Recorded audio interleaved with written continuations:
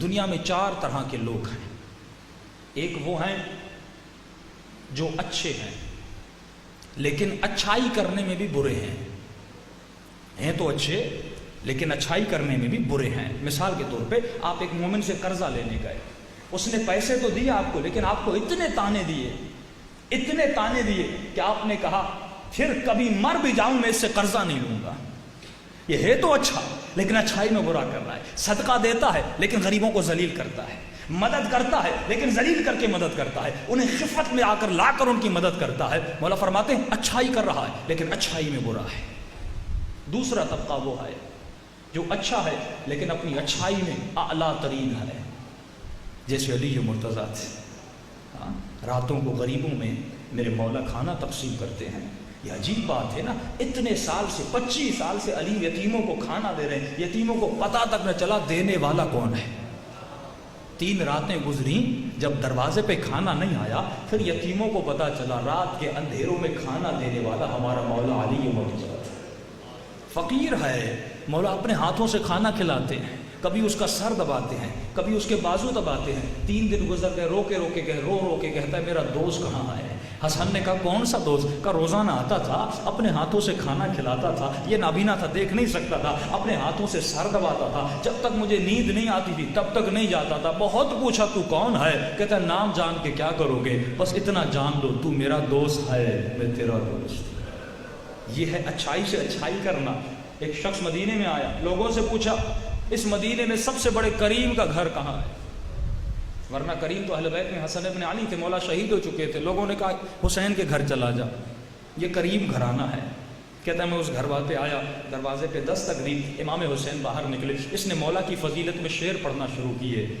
کہ حسین تو بھی کریم ہے, تیرا بابا بھی کریم تھا, تیرے بابا کے در سے کوئی خالی ہاتھ نہیں گیا. کیا ہو سکتا ہے میں سائل ہوں تیرے در سے خالی چلا جاؤں؟ اتنا سننا تو امام حسین نے کہا تھوڑی دیر ٹھہر جا. دروازے کو بند کیا, گھر کے اندر گئے. مولا نے ایک رومال اٹھایا سفید, وہ کمرے میں رکھ دیا. امام نے سارے گھر والوں کو کہا جس کے پاس جو ہے اللہ کی راہ میں دینا چاہتا ہے, اللہ کے بندے کو خوش کرنا چاہتا ہے, وہ رومال میں ڈال دے. امام کے پاس جتنے پیسے تھے مولا نے رکھے, بیویوں کے پاس بالیاں تھیں, اگر کوئی زیور تھے وہ اس میں رکھ دیا. امام نے بند کیا. اب مولا دیتے کیسے ہیں؟ فرمایا حسین نے تھوڑا سا دروازہ کھولا, اتنا کھولا کہ مولا کا ہاتھ وہاں سے باہر چلا جائے. امام نے ہاتھ نکال کے اس کے ہاتھ میں رکھا. اس نے شعر پڑھے تھے حسین تو کریم ہے, کریم کا بیٹا ہے.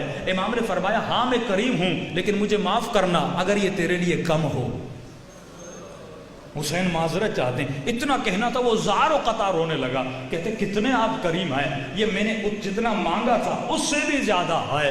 امام حسین کے قدموں کو چوم کے چلا جاتا ہے. یہ کردار ہے. اچھائی کرو تو ایسی کرو کہ دنیا تمہاری اچھائی کو یاد رکھے. ایران کے بہت بڑے عالم دین تھے, ان کے گھر میں ایک چور چوری کرنے آیا. گھر کے اندر گیا. قبلہ صاحب کا گھر بہت سادہ سا گھر تھا, بہت عارف باللہ تھا, جو اپنے کردار کے ذریعے سے لوگوں کو تبدیل کرتے تھے. کچھ نہیں ملا گھر میں. چور نے ایک قالیچہ تھا, وہ اٹھا کے لپیٹ کے اپنے بغل میں ڈال کے گھر سے نکلنے لگا. کہ جیسے دروازے سے نکلنے لگا مولانا صاحب بھی تشریف فرما ہو گئے. جیسے چور کو دیکھا فرمایا السلام علیکم, آپ پر میرا سلام ہو. یہ بیچارہ پانی پانی ہو گیا. کیا کرتا, آپ جس گھر سے چوری کر کے نکلے ایک دم آپ کو مالک نظر آئے, انسان کی کیا حالت ہوگی.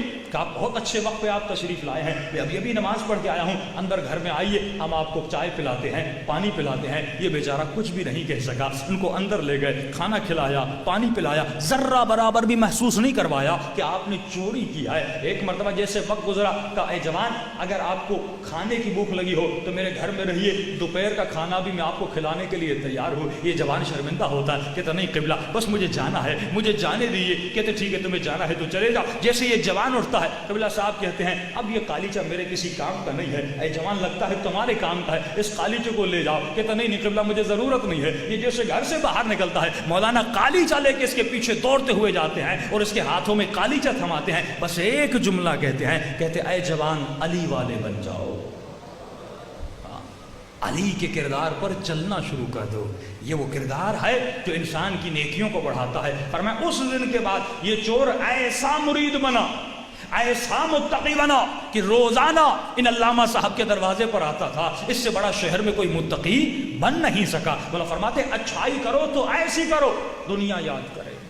دو گرو ہو گئے، ایک اچھائی کرتے ہیں لیکن تانے دینے والی اچھائی، دو اچھائی کرتے ہیں ایسی اچھائی جیسا اچھائی کا حق ہے، تیسرا گرو وہ ہے جو برائی کرتا ہے، معمولی سی برائی کرتا ہے، جیسے چور چوری کرتا ہے، ایک معمولی سی برائی کرتا ہے۔ مولا فرماتے ہیں چوتھا گرو وہ ہے جن پر اللہ کی لعنت ہے، اشد اللعن ہے۔ وہ کون ہے؟ جو برائی کرتے ہیں لیکن بدترین برائی کرتے ہیں۔ کیسی برائی؟ عاشور کا دن ہے، ایک ملعون آتا ہے جب خیموں کو لوٹا جا رہا تھا۔ دیکھیے برائی کرنے کا بھی طریقہ ہوتا ہے۔ کربلا میں ایسی برائیاں کی گئیں کہ آپ کے تصور سے باہر آئے۔ فرمایا یہ ملعون آتا ہے، امام حسین کا جسم پڑا تھا، سب لوگ غارت کر رہے تھے، کوئی خیموں کو لوٹ رہا تھا، کوئی شہیدوں کے جسموں کو کپڑوں کو لوٹ رہا تھا۔ اس کی نگاہ امام کی انگوٹھی پہ پڑ گئی۔ اس نے اتنا بھی صبر نہ کیا کہ انگوٹھی اتارے، اس نے کہا اگر اتارنے پہ لگ جاؤں گا وقت نکل جائے گا، سارے خیمے لوٹ لیے جائیں گے، پھر میں کیا لوٹوں گا؟ اس نے جلدی سے میرے آقا کی انگلی کو کاٹ دیا۔ یعنی برائی کی، لیکن ایسی برائی کی کہ اہل بیت کے سینوں پہ زخم چھوڑا۔ یہ جملہ یاد رکھیے، فرمایا اگر لشکر یزید چاہتا تو ودن 10-15 یا 1 گھنٹہ یا 2 گھنٹہ یا زیادہ سے زیادہ 3 گھنٹے میں سارے شہداء کو شہید کر دیتا۔ وجہ کیا تھی؟ ایک ایک کو شہید کیا، کہ ایک ہجوم کرتے سب کو شہید کر دیتے، لیکن وجہ کیا تھی؟ ایک ایک شہید آتا ہے اس کو شہید کرتے ہیں۔ فرمایا وجہ یہ تھی یہ حسین کو تکلیف دینا چاہتے تھے کہ حسین ابن علی کی نگاہوں کے سامنے ایک ایک کو شہید کیا جائے اور آخر میں میرے مولا کو تک و تنہا کر کے شہید کیا جائے۔ فرمایا بد ہے، بدی کر رہا ہے، لیکن ایسی بدی کر رہا ہے کہ اس سے بڑا کوئی بدتر نہیں۔ اسی لیے امام فرماتے ہیں اگر تقویٰ کے اعلیٰ ترین مقام پہ پہنچ جاؤ تو یہ بات یاد رکھنا، جب تو اس مقام سے گرے گا اگر تکبر اور عجب میں آئے گا تو اے مومن ایسا گرے گا، ایسا گرے گا تم نے تصور نہیں کیا۔